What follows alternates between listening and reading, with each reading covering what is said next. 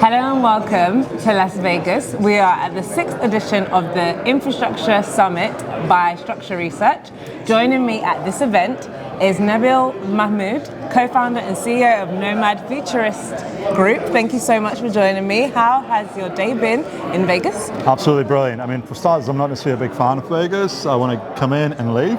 But events like these where you get an opportunity to collaborate with people and have inspirational and technical and innovational conversations is absolutely amazing. So you were here last year with Zhao, and a year has gone by, there's so much things that have happened along the way. I also don't really know much about Nomad Futuristic Group, so can you give me a bit about that and tell me what has happened that's been pivotal from last year, October, to this year? So let's start with who are we? Right, so Nomad Futurist is a non-profit organization. It's a philanthropy, a charitable organization set forth to demystify technology for the masses whilst addressing the human capital deficit that we've got in our space as we see this hockey stick effect of our growth in the tech sector. We've got roughly about 300,000 plus jobs to fill by the end of this year. If we barely get to about 15,000, that would be a massive achievement. But we've got to look farther than that, right? So by 2030, the estimation as it stands today is roughly about 1.6 million jobs. Okay, we can't fill it. Not to mention that we've got this silver tsunami, like you could probably tell here, that 80% of the existing workforce globally has been in the sector for about 21, 22 plus years. That means that if you kind of stabilize that curve over the next 5 years, there's going to be a retirement party every day of the week, anywhere and everywhere in the world. So there's this mass exodus that's happening. The numbers are just absolutely mind-boggling, right? That we are not getting people fast enough, but we've got people leaving the sector. So what we're trying to do is bridge that gap, get people in for the right reasons into a space. And how do we go about doing that is, for starters, demystify technology, expose the sector to the masses, provide education, tools and resources whereby people can start coming into the space, and make it exciting enough for them to stay and enjoy the growth of the space. So in a nutshell, that's what we're trying to accomplish. So, we made a promise over here last year that we were going to be launching an academy. So we launched that academy earlier this year. We are releasing modules every 2 weeks. We've got roughly about 400 plus hours of coursework that's in development right now. That will be released over the next 12 months to 18 months. We have also started a scholarship program. So yesterday I was in San Jose, California with Open Compute. And we brought in over 100 students. 25 of them actually are ready to get into the workforce, so we fully funded them as a scholarship. We covered all of their travel expenses from all across the United States to come out and spend 4 days at Open Compute. The other students were from anywhere from high school, middle school to college, and the whole idea was to expose the sector to them early on, get them to see behind the curtains as to what are we really doing and how do we do it and why do we do it. And you could just see that level of excitement, like, oh my gosh, so when I play Roblox or when I'm playing Minecraft or when I watch Netflix or when I'm just searching the web, how does it really work? So that personal experience has been absolutely key. So we do a fair amount of data center tours around the world for all our students. And this morning, as a matter of fact, we expanded our footprint in Kenya. Oh, wow. We've got roughly about 80 students as of this morning on our platform in Kenya. We also partnered up with a company called IX Africa, and that was a big announcement that we made earlier this morning. Now, as they go through our academy, there's going to be an internship program available to them right after that. So what we are doing on a global basis is developing these frameworks, these career pathways for people to come into our space, and then provide them guidance early on with career pathways where they can start, skilling up and scaling up and finding their home. I think that's absolutely brilliant. And I had several questions. I was going to ask you, because a lot of people I speak to and a lot of people that we interview say the same thing about the shortage in talent and trying to bridge the gap. But how many companies are actually in support of what you're doing? Like, how have you gotten a lot of backing? So we do a lot of talking, and that's one of the reasons why we started this, right? So for starters, I want to say, the heart is in the right place. A part of the challenge is that they don't know how to do it. And we didn't know how to do it either. We just rolled our sleeves, made this as a personal commitment to be able to give back and pay it forward, right? So we are learning along the way as well, and we've just rolled our sleeves and started doing that. So The proof is in the numbers, as people and organizations have started to say how much progress we've made since we actually launched this initiative about 2 years and 9 months ago. That we're not just talking, we are doing it, and the proof is in the pudding. So I believe there's more people that are coming on board, there's more and more organizations that are coming on board. As a matter of fact, as of this morning, we are in 6 continents.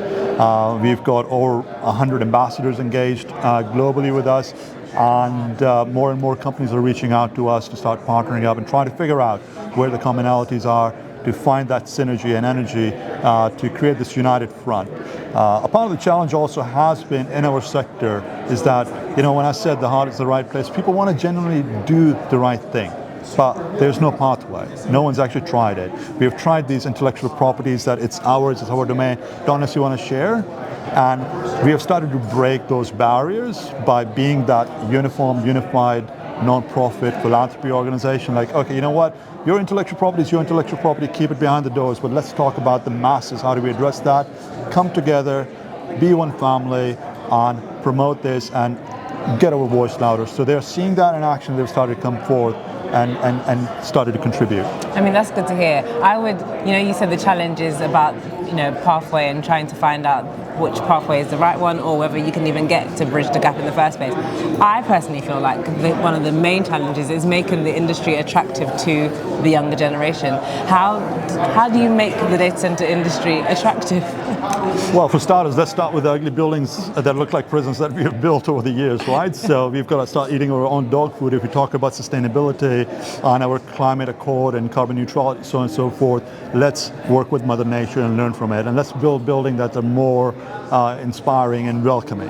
That's a starting point. We also need to change our narrative. We are not all Winston hiding behind a desk and keep getting moved to under a stairwell somewhere. We add a lot of value. Without us, there is no economy. You cannot run a country, you cannot run a company without data. So we are the core of GDP, we are the core of politics, we are the core of banking, we are the core of anything and everything moving forward.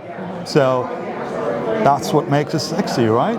And as a matter of fact, in this sector, it's a bunch of cool, fun people, right? So we are transforming lives, we are adding value, and I think that's better than any other vertical for that matter, because we are transforming lives, we're improving the quality of life.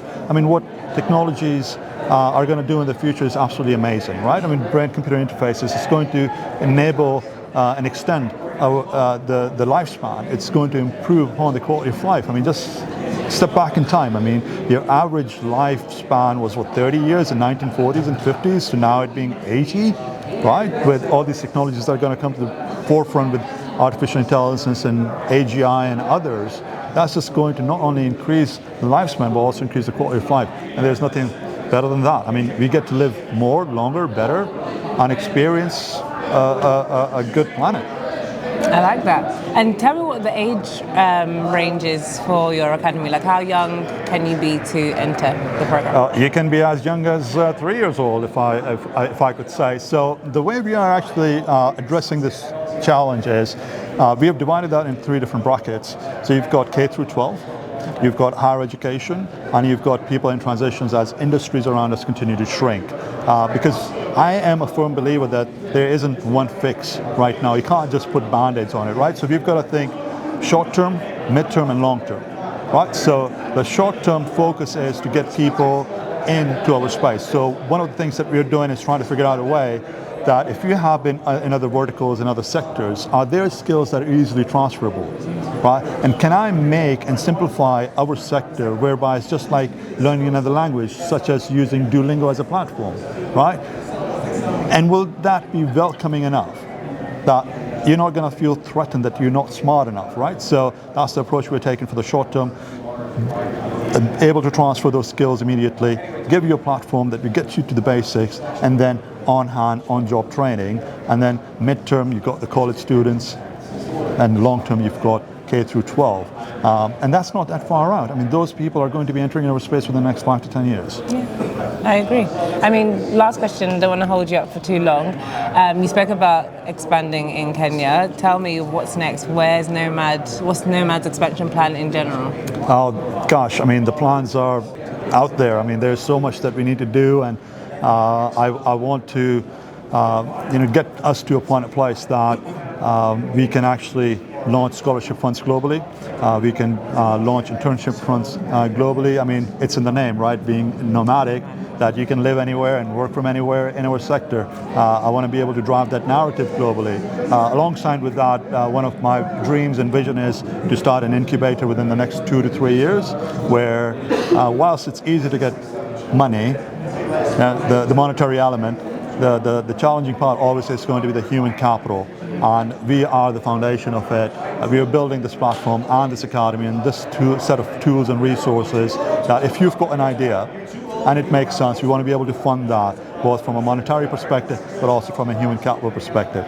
Last but not least, we want to make sure that we've got the right representation in the government bodies, in the House, in the Senate, in lobbies, to ensure that the narrative is being pushed through, that we're developing policies, procedures, that we don't have to constantly fight against and justify, that we should be doing the right thing from ground zero. So we need to make sure that whether it be privacy, whether it be data sovereignty, whether it be carbon neutrality, whatever the charter is, that it's designed originally for the right reasons, with the right tools and the right metrics. I mean, I think that's a brilliant way to round up, and I look forward to following your journey. I mean, I hope I see more of it online, and I can only imagine how much effort that you're putting into it. You're only going to see good returns. So yeah, Absolutely. I'm looking forward to it. Thank you so much for talking to me, Nabeel. Thank you for having me. Thank you. And as for you at home, don't forget to follow us on social media and check out our website for the latest news. At the Tech Capital, you lead, we report. Bye for now.